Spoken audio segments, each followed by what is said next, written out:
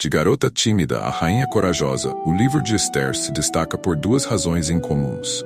Juntamente com Ruth, é um dos únicos 2 livros na Bíblia que tem o nome de uma mulher, e assim como o Cântico dos Cânticos, é um dos 2 livros que não mencionam o nome de Deus diretamente.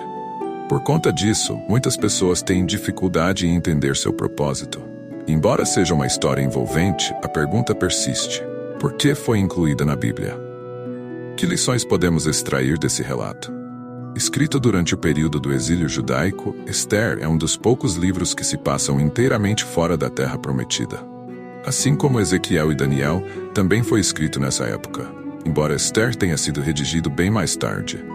Esses textos mostram como os judeus se comportaram vivendo entre povos não judeus, servindo de referência valiosa para os cristãos sobre como se comportar em sociedades não cristãs. Durante esse período da história, uma coalizão de medos e persas derrotou Babilônia.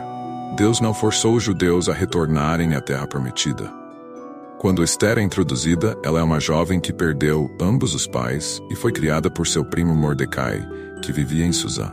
No capítulo 2, versos 1 a 18, vemos porque muitos a descrevem como uma mulher tímida, tranquila e mansa, amada por todos. O livro começa com um banquete luxuoso no palácio do rei Assuero, também conhecido como Xerxes. Após beber vinho, o rei ordena que sua esposa, a rainha Vasti, dance na frente de todos para exibir sua beleza. Vasti, que estava entretendo as mulheres em um banquete separado, recusou-se a atender o pedido, o que enfureceu o rei. Após consultar seus conselheiros, Assuero foi alertado de que a recusa de Vasti poderia servir como um mau exemplo para outras mulheres. Foi proposto que Vasti fosse removida de sua posição como imperatriz através de um decreto real, que deveria ser amplamente divulgado em todo o reino. O rei agiu rapidamente, transformando essa recomendação em lei, ordenando sua publicação em cada região, na língua nativa de cada povo. Mais tarde, quando a ira de Xerxes diminuiu, ele se lembrou de Vasti, do que ela havia feito e do que ele havia decretado. Então, seus servos sugeriram que se buscassem belas jovens virgens para o rei, nomeando comissários em todas as províncias para trazer essas jovens para o harém na cidadela de Susã, sob os cuidados de Hegai, o eunuco responsável pelas mulheres, e que lhes fossem dados tratamentos de beleza. A jovem que agradasse ao rei seria a nova rainha, em lugar de Vasti. Essa proposta agradou ao rei, e ele a seguiu. Na cidadela de Susã havia um judeu da tribo de Benjamim chamado Mordecai, filho de Jair, que havia sido levado ao exílio de Jerusalém por Nabucodonosor, rei da Babilônia. Mordecai tinha uma prima chamada Hadassa, também conhecida como Esther, que ele criara como filha, pois ela era órfã. Esther era graciosa e bela, e quando o decreto do rei foi anunciado, muitas jovens foram levadas à cidadela, incluindo Esther, que foi colocada sob os cuidados de Hegai. Esther conquistou seu favor rapidamente, recebendo tratamentos de beleza, comida especial, 7 servas escolhidas do palácio do rei, e sendo transferida para o melhor lugar do harém. Esther não revelou sua origem judaica, pois Mordecai havia instruído a não fazer isso. Todos os dias, ele andava pelo pátio do harém para saber como ela estava. Antes de uma jovem ser levada ao rei, ela passava por 12 meses de tratamentos de beleza, 6 meses com óleo de mirra e 6 meses com perfumes e cosméticos. Depois disso, à noite a jovem ia ao rei, e pela manhã, retornava ao harém das concubinas, sem poder voltar ao rei, a menos que ele a chamasse novamente. Quando chegou a vez de Esther, ela seguiu apenas as orientações de Hegai e conquistou o favor de todos que haviam. Ela foi levada ao rei no 10º mês, no 7º ano do reinado de Xerxes. O rei se encantou por Esther, mais do que por qualquer outra jovem, colocando uma coroa real em sua cabeça e tornando-a rainha no lugar de Vasti. Para celebrar, o rei deu um grande banquete em homenagem a Esther. Proclamou um feriado em todas as províncias e distribuiu presentes com generosidade. Esther, apesar de mansa e obediente, é mais tarde confrontada com uma verdade terrível: o homem que odeia seu povo e quer exterminá-los. Esse homem, chamado Amã, foi elevado pelo rei a uma posição de grande honra, superior a todos os outros nobres. Todos os oficiais do rei se ajoelhavam e prestavam homenagem a Amã, mas Mordecai se recusava a fazer o mesmo. Os oficiais perguntaram repetidamente por que ele desobedecia ao comando do rei, mas Mordecai continuava firme, dizendo que era judeu. Quando Amã percebeu que Mordecai não se ajoelhava, ficou furioso e ao descobrir a origem, esses decretos foram escritos em nome do rei Xerxes e selados com seu anel pessoal, espalhando-se como um veneno por todas as províncias do império. Mensageiros velozes levaram a ordem cruel de destruir, matar e aniquilar todos os judeus, jovens e velhos, mulheres e crianças, em um único e fatal dia, o 13º do mês de Adar. Além de derramar sangue inocente, o decreto autorizava o saque dos bens de suas vítimas. A lei foi disseminada, garantindo que todos os povos estivessem preparados para o massacre iminente. Os mensageiros, obedientes à ordem do rei, correram apressadamente e o decreto foi afixado na cidadela de Suzã. Enquanto isso, o rei Xerxes e Amã se sentavam confortavelmente para beber, alheios à perplexidade e ao medo que tomavam conta da cidade. Esse decreto desperta em Ester uma transformação feroz. Antes cautelosa e temerosa, Ester se torna a corajosa salvadora de seu povo. Apesar do medo, ela enfrenta o risco mortal de ir à presença do rei sem ser convocada, algo que podia resultar em sua execução imediata. Mas encorajada por seu primo Mordecai, que lhe lembra de sua missão divina, Ester decide se levantar. Com coragem e fé, ela convoca um jejum coletivo de 3 dias para se preparar espiritualmente para a perigosa missão que assumiria em nome de seu povo.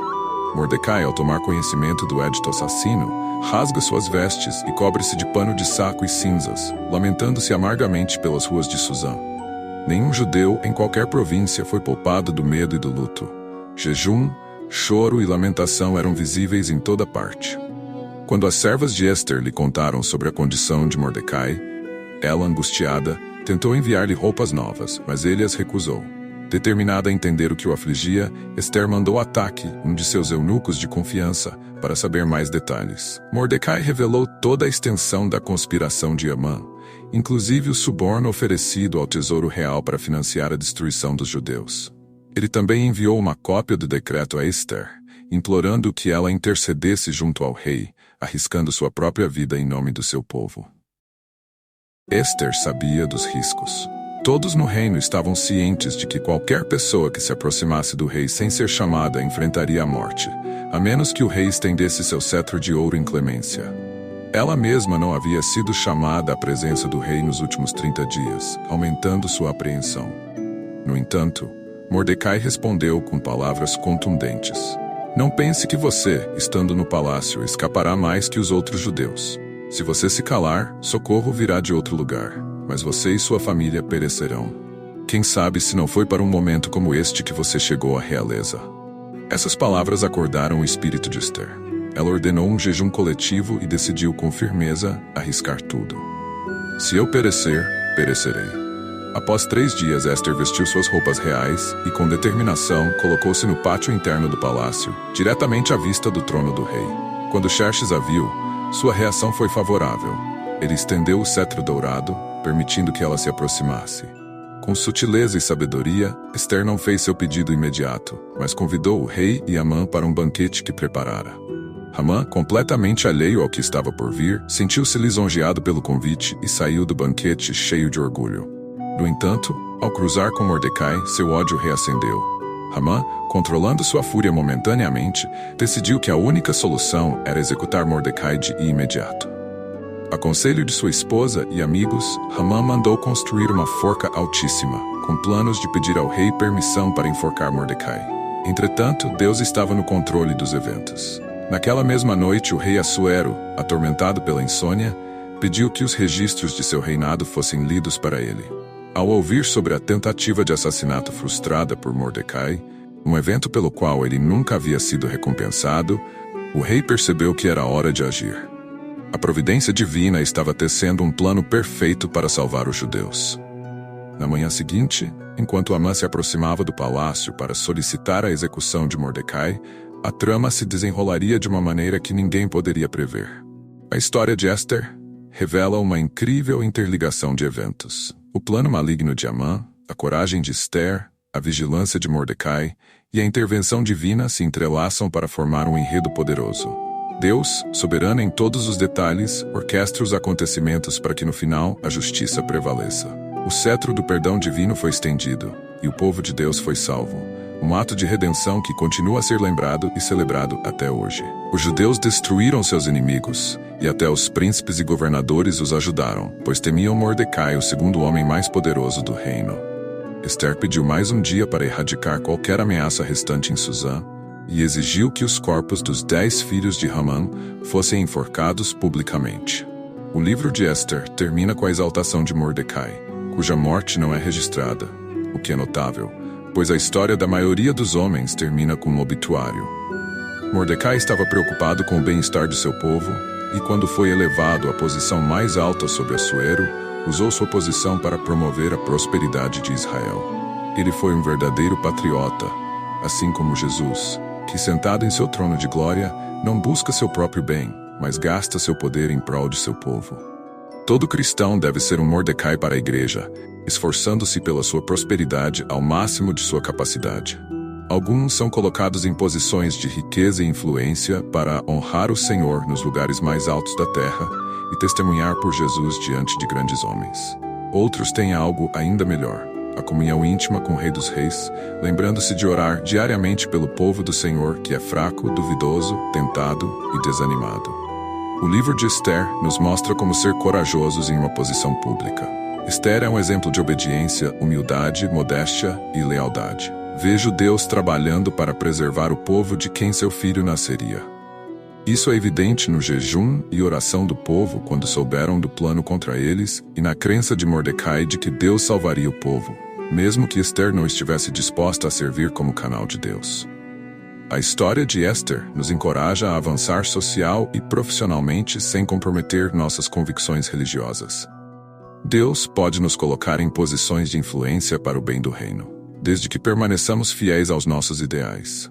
Cristãos não pertencem a este mundo. Nossa cidadania está no céu.